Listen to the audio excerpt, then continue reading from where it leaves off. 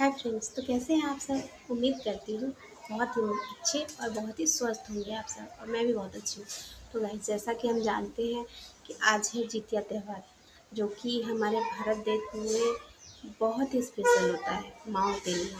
जिस तरह से हम पति की लंबी उम्र के लिए करवा चौथ रखते हैं, तीज रखते हैं, हरतालिका तीज रखते हैं, और एक और भी तीज होते हैं वो रखते हैं।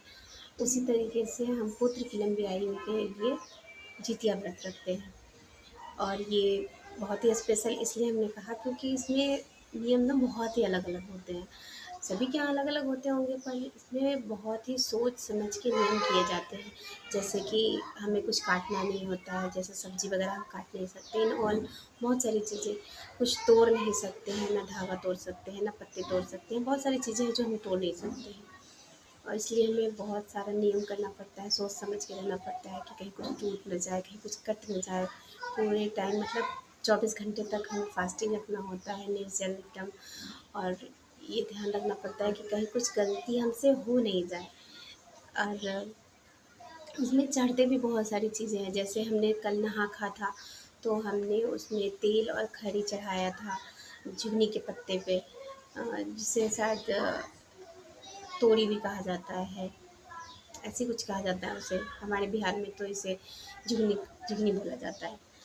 और उसके पत्ते पे हम तेल और खरी चढ़ाते हैं, फिर अपने मतलब चूल्हों और सियारों की जिसकी कहानी है उनके नाम से चढ़ाते हैं, फिर जीत जितवाहन के नाम से चढ़ाते हैं, और फिर अपने सर में लगा करके शैम्पू करके हम लोग को नहाना पड़ता है। उसके बाद हम खाते हैं मरुआ का रोटी, तोली का साग, झुगनी का सब्जी, और बहुत सारे लोग मछली भी खाते हैं। इसमें मछली खाने की भी परंपरा है। और फिर रात में हम लोग सरगही खाते हैं, चूड़ा दही, जिसमें फिर से हमें जूनी के पत्ते पे चढ़ाना पड़ता है जीत चितवाहन को, और ये चूल्हों सियारों को। और फिर जो चितवाहन को चढ़ता है वो हम अपने पुत्र को खाने के लिए उसमें से प्रसाद देते हैं, उनकी लंबी आयु के लिए। और फिर आज जिस दिन जितिया होती है उस दिन भी चढ़ते हैं, शाम को बेलपत्र में तेल लगा करके फिर उनके नाम से चढ़ेंगे। और फिर पूरे टाइम हम लोग 24 घंटे तक फास्टिंग रहेंगे।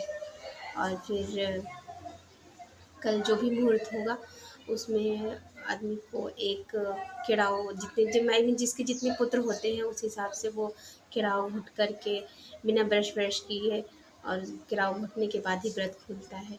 तो इसमें बहुत सारे नियम होते हैं। तो सभी माँओं के लिए